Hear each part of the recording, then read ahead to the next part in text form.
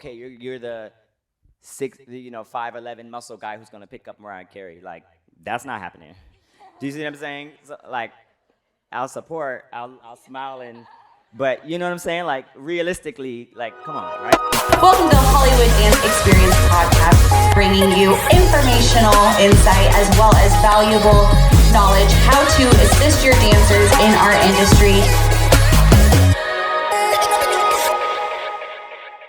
I am joined with my co-hosts, Kristen Nurka, Julie Froman. I'm Jocelyn Basham. Welcome. We have the lovely and talented Robert Green here with us today. We are so excited. You might have seen him. He went viral a while ago, calling his mom up, letting her know that he was booked on Taylor Swift's world tour, and that's my most favorite memory of Robert. So good. How does it feel to be here today? It feels amazing. Like, I was pulling into the parking lot and just got overwhelmed with all of these feelings of how many tour rehearsals and things that I have actually done in this particular room in these buildings, and it just sort of washed over me because now I'm back and I'm in a different capacity, like teaching students, like from children to young adults, like how to do what I've been doing. So there was just such a range of emotions as I parked. And I was like, okay, don't cry. You got the juniors at 9 a.m. I genuinely felt that. So it feels amazing. It really does. Well, we're so lucky to have Robert. To preface this, I danced with Robert in the industry for a little bit. So when Nancy said that Robert was coming, I was so fired up. And she was like, you know him? And I was like, he's the best. Like, the brightest light in the industry, he's right here. Wow, so we're very, very lucky to have him. I have some questions for you. Are you ready? Yes. Can you describe your journey from an aspiring dancer to performing with renowned artists on popular TV shows, and what were some pivotal moments in your career? One of them was that phone call. Like, that was such a pivotal moment for me. But to even rewind before that, I started dancing what felt pretty late. It felt pretty late in the grand scheme of when you start and train your entire life. And I was in high school already when I decided that I wanted to invest in the craft. And I had already been playing classical violin for like 13 years at that point. And so I was the violin kid, like my sister was the dancer and I was the musician. And it sort of felt against the rules to want to do that because I had already sort of established myself as that, especially just from like an inner city, like poverty sort of upbringing, and violin sort of seemed like a random thing to want to do, but it really opened a lot of doors for me. And I got a scholarship to school and college to do music, and I did it. My mom was like, you going to school? And she said, if you could just, see what it is and explore it. And I'm so grateful for that because it actually taught me how to be on my own and how to be an adult, or a young adult at least. But at that same time, I felt a transition from music to like dance had been like whispering to me, and then it started screaming. And it was literally like this. And so it was me and my mom just trying to figure out what the next steps were supposed to be, and that was not easy because there's no textbook. There's no guide to how to have that conversation and what's the right thing to do and the wrong thing to do. But we came together and, we decided that if my heart was so in it that I would be doing myself a disservice by not following it and listening to it. So that was a pivotal moment. So I did end up leaving school to train a little bit more and to ultimately move to Los Angeles. You've worked with so many A-list artists. Can you share some memorable moments or lessons that these experiences have taught you? Absolutely. Good and bad ones, to be honest. I'll start with the like not so good ones, just because it's better to end on a positive note. But what ones that I've learned from, let me not say bad, but ones that I've learned from, that in this particular, it is still a business and it is an industry, and I've learned that when you start working with certain people, there feels like there's this like loyalty to the person, but it still is an industry. And so boundaries are extremely important when you are in this career path, because it's not as structured as a different job or like a 9 to 5. There's no structure, so your personal life bleeds so easily into your work life. And I think boundaries are extremely important. And sometimes when those boundaries slip, you just find yourself disappointed in people's decisions, or et cetera, et cetera. So I've learned a lot of those things the hard way. Learning that artists maybe don't want to invest in you more. And those are just things that help challenge you to have a thicker skin. So moving forward, you actually learn from it, and you learn without becoming jaded. That's the sweet spot. But I've had some amazing experiences as well. For instance, I'm from Raleigh, North Carolina, and when I was on my first tour with Taylor, it was 1989, and I performed in my hometown, and she just stopped the middle of the song just to say that. And I'm supposed to be doing my choreography, and I'm like, what, huh? And I just stopped because I'm just so struck by the fact that she's like, give it up for the hometown boy, Robert Green. I'm like, oh my God, and everyone just cheered. I have chills right now. Everyone just cheered so loud, and it felt so amazing. And not only that, but that was the first time that my grandma saw me perform. And this is the part you wouldn't even believe, you guys. Like, oh. This is the part you wouldn't believe. Taylor's mom at the show got my grandma and took her to every side of the stage for every number that I was on. And so I would be stage left, and I would look down, and there she was, and I would just be like, guys, I can't finish this show. Like, I'm going to be a puddle of tears. The next number, she's over there, just Taylor's mom and my grandma. And my grandma can barely, she's like, and she was making her way around that audience, and just seeing them there. And then Taylor invited my grandma back, and it was just, I don't know. It just, things like that I'll just never forget, because it was my experience, but it was shared with my mom and my grandma, and that made it matter so much more. And all it took was someone to think that far, and I don't think I was used to that either.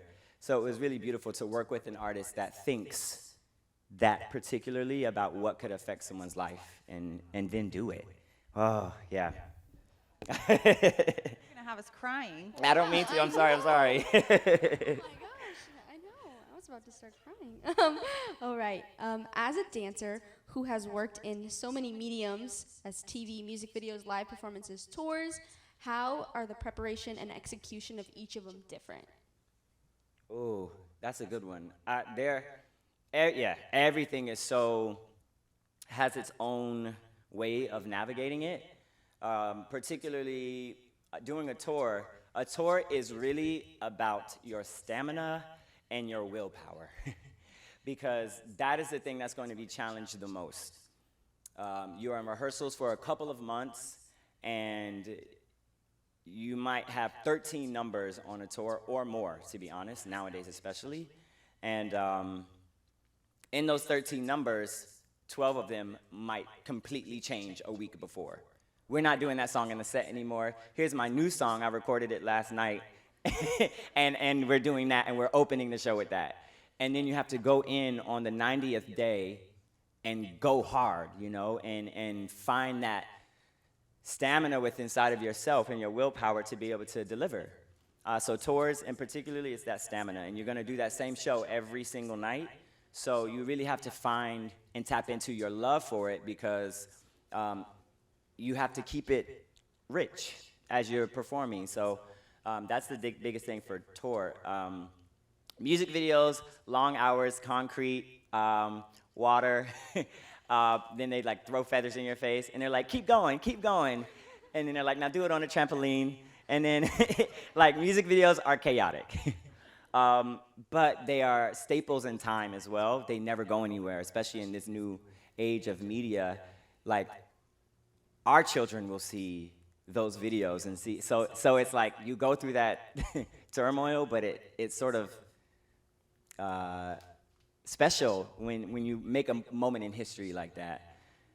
Yeah, and in live performances, they really all, there are similarities, but they really do have their own skill set that you have to bring to each different avenue, if that makes sense. Absolutely. Another question is, how have your experiences in various dance styles influenced your work and shaped you as an artist?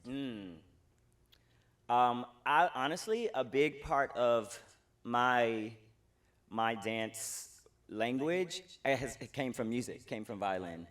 And I think because I had always been behind the instrument, and I still love it, but I was always behind the instrument, I was envious of the instrument. I wanted to make the music somehow, like with my body.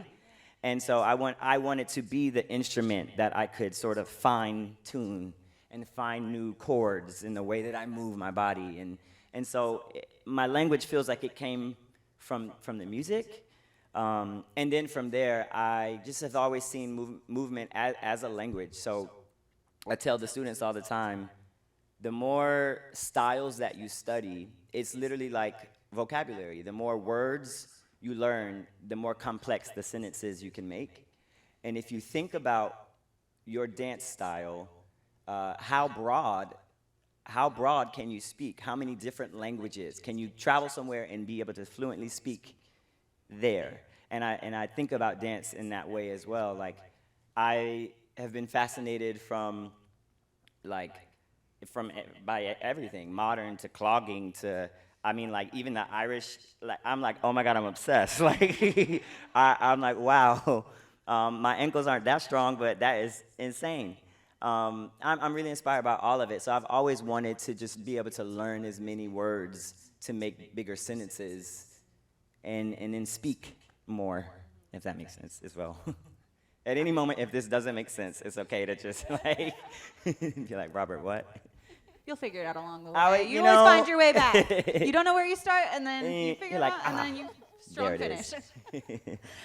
So working with so many high-profile celebrities, artists, and teams, what is it like preparing, and then essentially the challenges of it? Because you're starstruck, I'm sure. It's Taylor Swift. It's, you know what I mean? These people that you're looking up to all these years. What's it like getting in that mindset?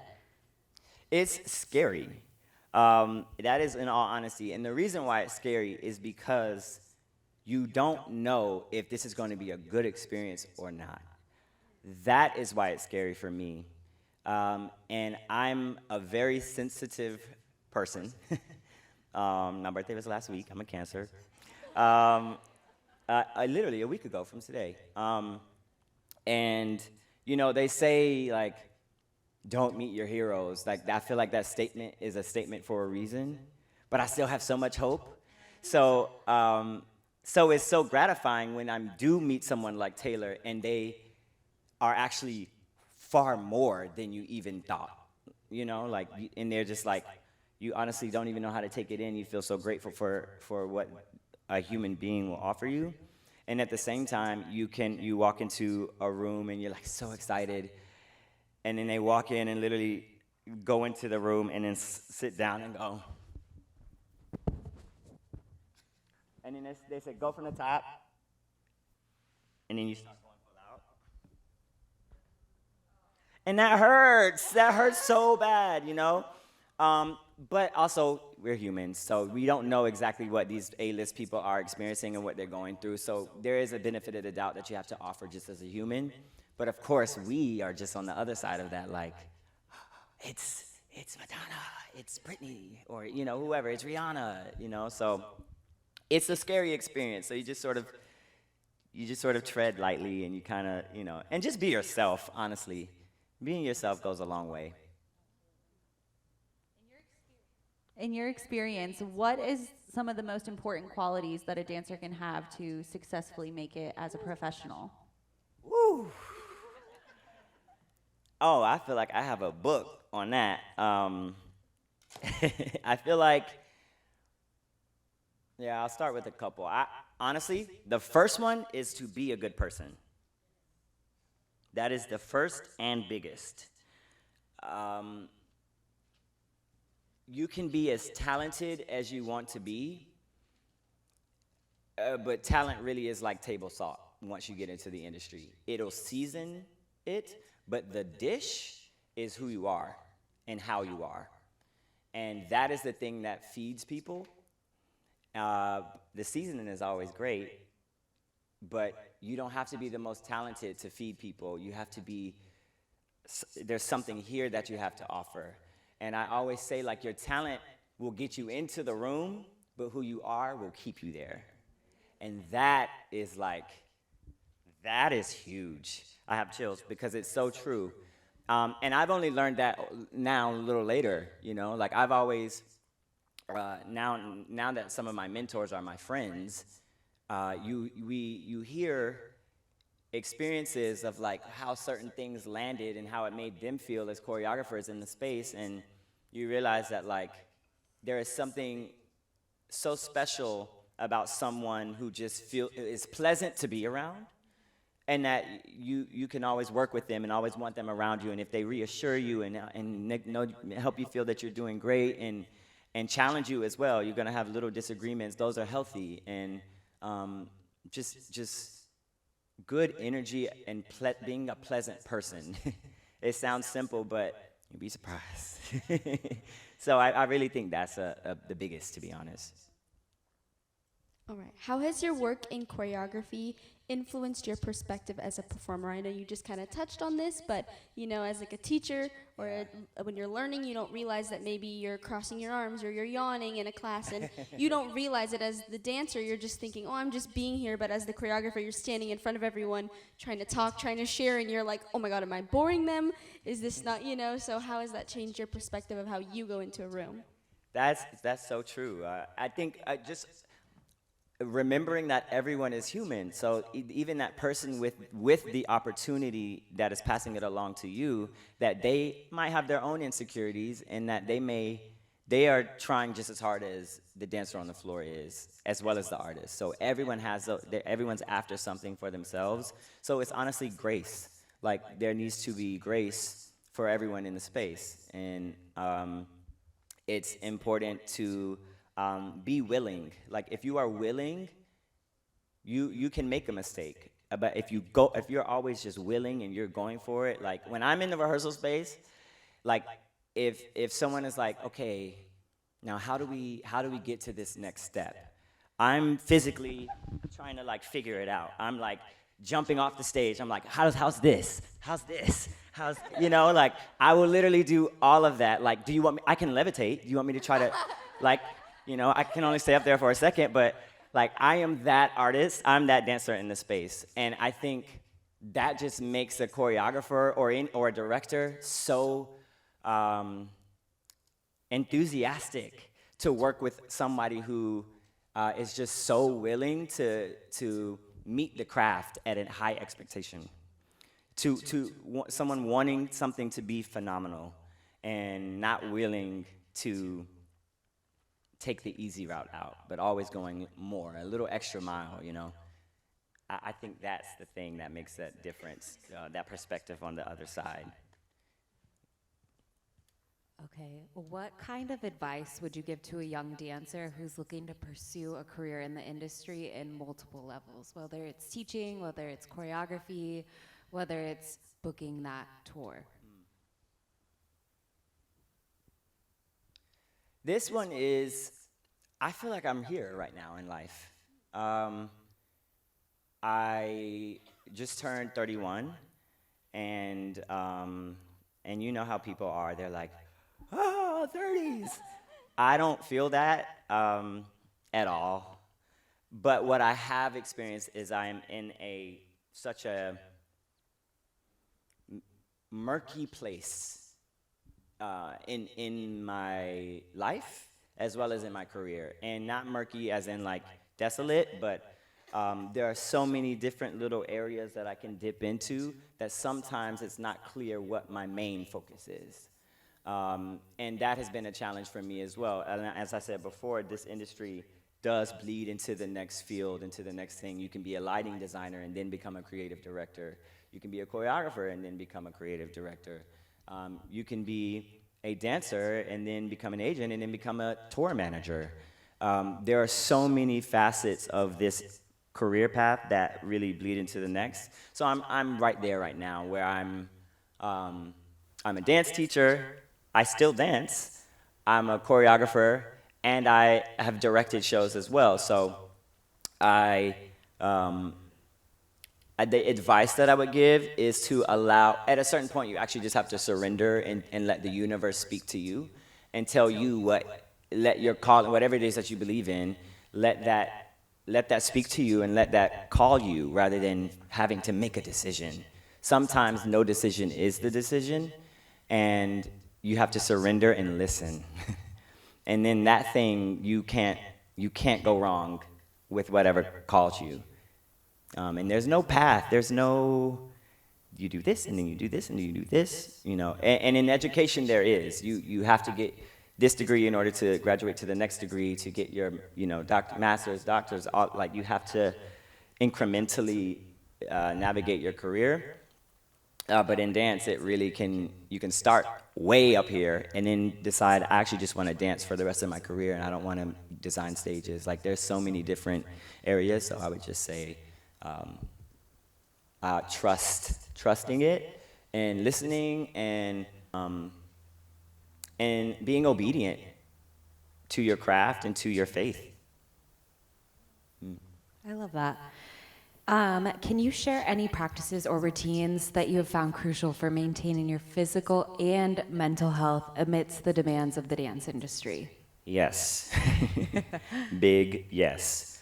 The physical part, which seems like the more difficult part, is not as difficult.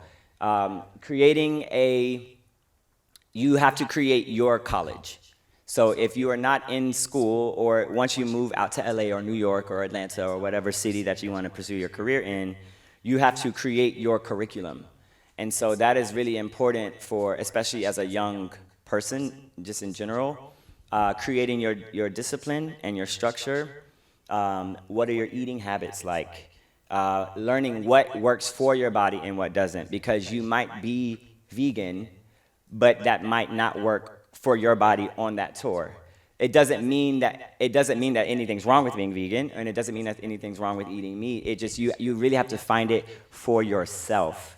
And so I've been on tours where someone's diet is extremely opposite of mine, and we do the same show. So you have to figure out what works for you, and it's trial and error. So there's no right or wrong, it's just trial and error. And like, eating is a big thing. Rest is even bigger. You have to find time. As dancers, we're so hungry and we're so passionate, and we think that every one thing has to get you 5 more. So we're never actually really living in the moment sometimes and taking in these opportunities. So we have to learn to rest, and we have to rest and give ourselves and our bodies just as much attention as we're giving to these jobs and to these opportunities. And then mental health. That is the one that I think is the most important, and the one that is oftentimes more at risk. Disappointment and rejection are huge. They are colossal in this world. There's no way around it. There's only one way, and that's through it. You will go through it. And it is important that you do not take these experiences and then tattoo them on you as a person. When I moved here, I got a nickname, and it was called Audition Assassin. I can only laugh at that now, but truly, my friends, they're my friends now, but when we first started, we were like competing against one another, basically. And I would walk in and I would put my headshot in the pile, and then I would see people go back and take their headshot out of my group. And let me tell you why. It's because I've always loved freestyle, and I've always had that like fight or flight when it came to I loved auditions. I loved like who knows what's gonna happen. It was exciting, it was energizing, and I was that guy that would like I would stand up in the chair or on the table and like pour a bottle of water. I was extra. Oh my God, I'm embarrassed. But I was that guy, and it was because I had nothing to lose. I had given up my entire career as a violinist. I'm gonna give it my all. I'm gonna pour that water. Like, I'm going to, you know what I'm saying? Like, I gave up everything to do this. I'm not gonna go out there and just kind of like, no, I'm gonna put my everything on the floor. And so people started to be like, oh, there he go again. But I was going to all these auditions, and I was killing it. I was killing it. And I was like, okay, I'm gonna, you know, I have something worth something out here, and I was killing it. And at the end of the day, I would make it to the end, and then they would say, I mean, you're phenomenal. We just don't have a place for you, and you're so great, but we don't really know what to do with it. Or, oh my God, like, whoa, one of the best auditions I've ever seen. Awesome. And it's like, give me the job. I need a check.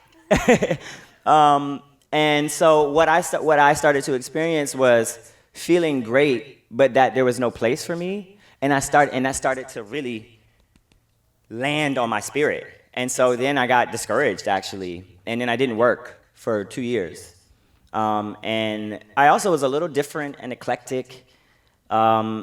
So I had to create my own lane as well.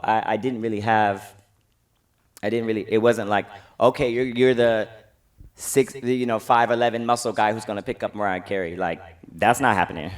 Do you see what I'm saying? So, like, I'll support, I'll smile, but you know what I'm saying? Like, realistically, like, come on, right? So I was just different, and I had to find where my different mattered, and that took me longer than I thought. But it did come right on time, and then I think I made my own lane. So mentally, you can't let these experiences say something about you. I think you have to walk in with your head held high, and you have to maintain your integrity. And when you walk out, you have to have that same thing, without it making an imprint on that thing that you walked in with. You shouldn't leave worse than you showed up. Oh, you should leave better, in fact. Yeah, mental is all here.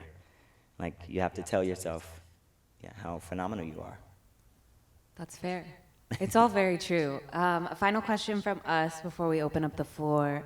What advice would you give to the parents about how they can best support their child's dreams of pursuing that career in dance? I'm gonna actually FaceTime my mom, and I'm gonna let her answer that. Because Jocelyn's a crier. She's about to start crying. but you're a Cancer. I'm a Pisces. Oh my God, we be swimming. We be in the water. Oh my gosh, she better answer. Literally.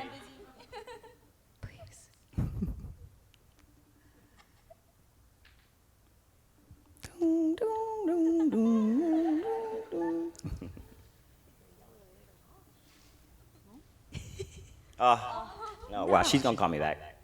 She's gonna call you back. She's gonna call me back. I will start though. My mom has sacrifice is an understatement. When I first started training, when I decided I wanted to train, I was going to like Monsters of Hip Hop and the Pulse on tour, and this is that time where like such great training was happening like everywhere. And we couldn't afford the flights to go to these conventions, so we drove literally around the country, and in our like 96 Honda with a Pekingese named Phoebe. And I remember one of my first ones was in Baltimore, and we couldn't even afford the hotel, so we slept under the loading dock of Home Depot around the corner. Oh God. And my mom was never afraid to do that.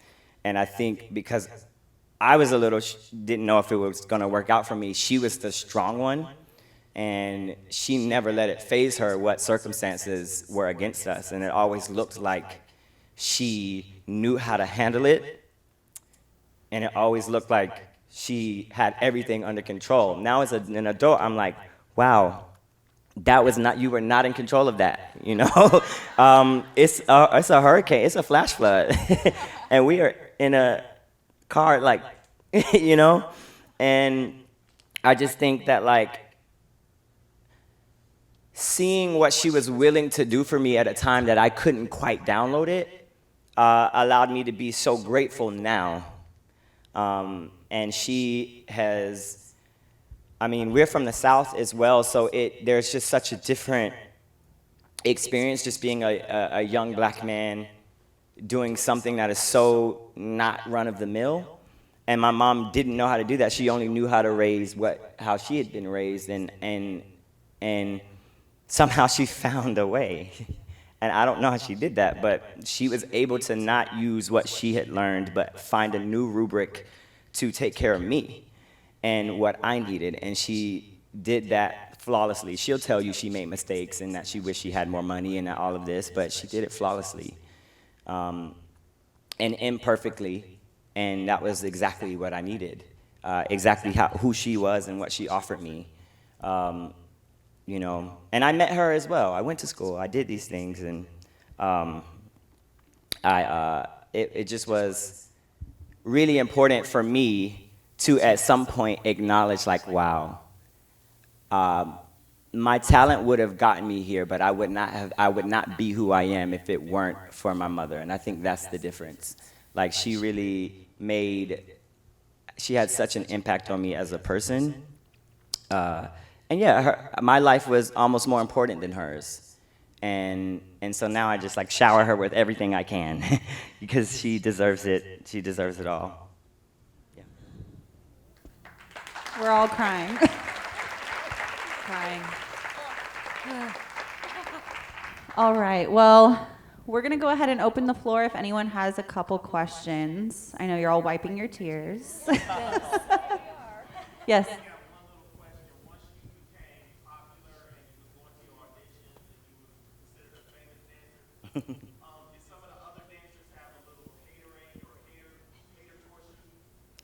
That's, you know, that one is, I think that's inevitable. I think, and then, so yes, the answer is yes. But I've always tried to think of it from a place of, there's something that I'm doing that this person actually wished they could be doing. And then if I can find some grace for them in that, then it won't affect me as much. I know I don't like the hate. I don't want it. I don't like it. And you'll be surprised at what people say around you versus what they say in your absence. Yeah, and like I said, I'm sensitive, so like that kind of stuff really, I'm like, wow, why would you, how could you? But then you start learning, oh, that's how and that's why. And once you have a bit more like understanding, not intelligence, but understanding, I think that you let them. I think you just let them. And that theory is huge. If they love you, let them. And if they hate on you, let them. Because there's not anything that you can do that's gonna garner love and appreciation from anybody if they're not already offering it. So, yeah, I think I'm just at a place now that if I focus on anything outside of the greatness that I want for myself, I'll be giving some of it away to those people, and I want to hold on to it. You know, I want to achieve as much as I possibly can, and also love on them too, because they probably need a little love. They probably didn't get a support that they needed, and that's why they think they need to rob me of mine. But child, we in here. We talking today, y'all. Woo! Break that down. But honestly, I think that's how I mean, at first it just like hurt, but I think as I've grown, I've realized like, you know, you can't. People are going to be who they're going to be. You know, so yeah, you let them. Any other questions? No.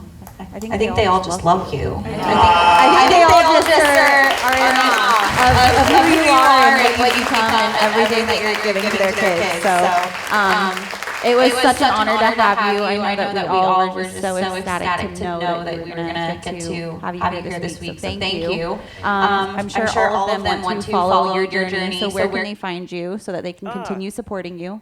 Yes. On Instagram, it's Star on Stage. That's what my grandma used to call me.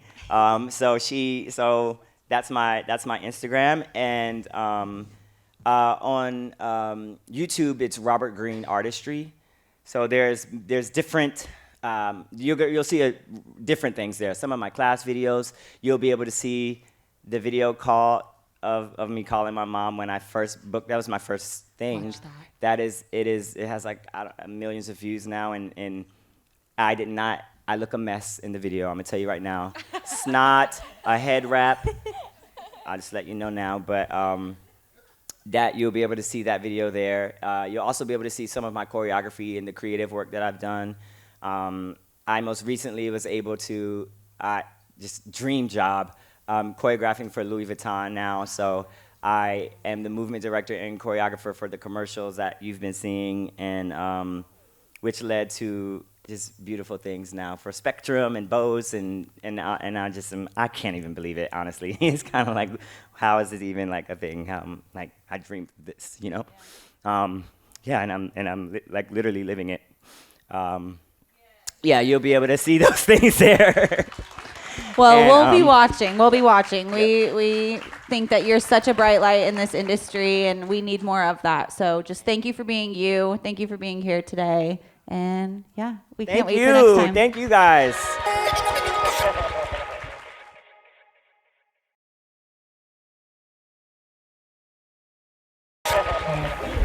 So, Mom, I'm in a room of teachers and parents, and we just, for about 45 minutes, talked about what it means to show up and support and love their dancers and their children. And they asked me a question, and I thought you would be the perfect person to answer. So, what is something or some advice that you would give these parents here? Oh, okay. Well, first of all, thank you all so much. Today is my birthday. 1, 2, 3. Happy birthday to you. Happy birthday to you. Gonna cry. Happy birthday, Dear Mom, happy birthday to you.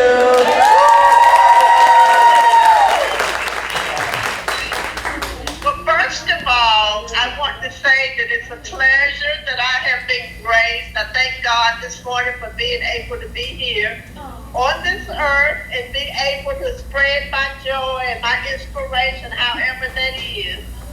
But first of all, you know, when you have children, I think it's your responsibility to feed into your children, encourage them to be the best that they can be.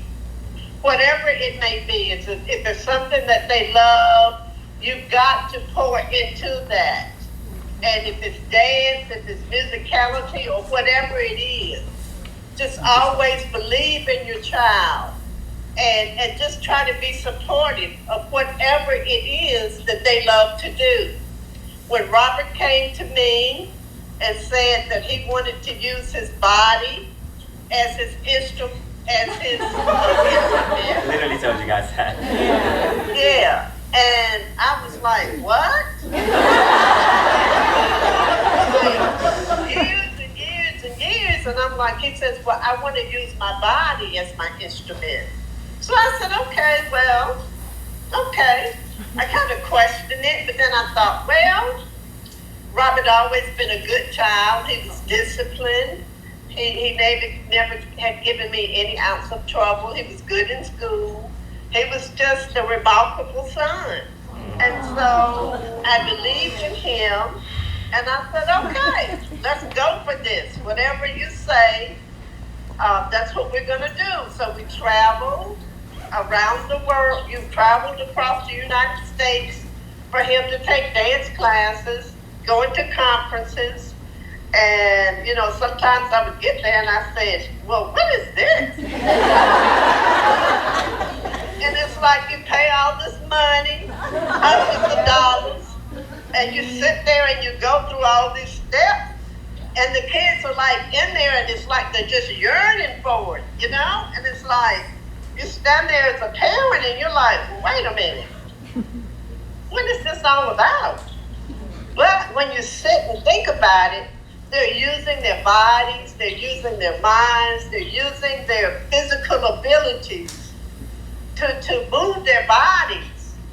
And the important thing is that they're using themselves, they're reaching within themselves to find something that inspires them.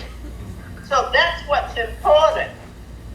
I mean, they could be doing other things, but to me, to see a child pouring into themselves, pouring back into their bodies, they're using their muscles, they're using their brain, they're using the talents that's within them to make themselves be better. You can't ask for any more than that. So that's what made me decide to look at Robert and say, okay, I'm going to put myself into what he's doing because he loves it.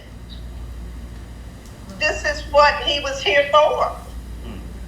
And as long as he's inspiring other people, then that's what makes me happy, to see him living his best life. And as parents, I think that that's what you have to do. They may not necessarily be doing what you would want them to do, but it's about them and it's about their life and what they can bring to the universe and inspire other people to be the best they can be. So that's it. I mean, what else?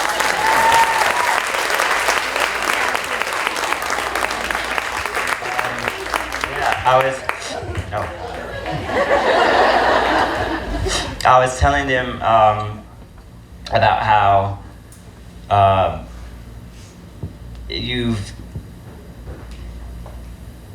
it has not been difficult for you to offer me everything that you have, and I'm just lucky. I don't know how I got blessed with a mother like you. Yeah, and it's your birthday, and this is it's beautiful because on your day, the biggest gift that you've given me is what I'm sharing with you guys today. And although I'm not with you here right now, like you are still with me because I'm carrying what you've taught me, and that is that gift that you've given me on your day. So I just get to share that, and that I feel like you're with me in that. So thank you, Mama. I love you. And happy birthday. That's enough. Okay.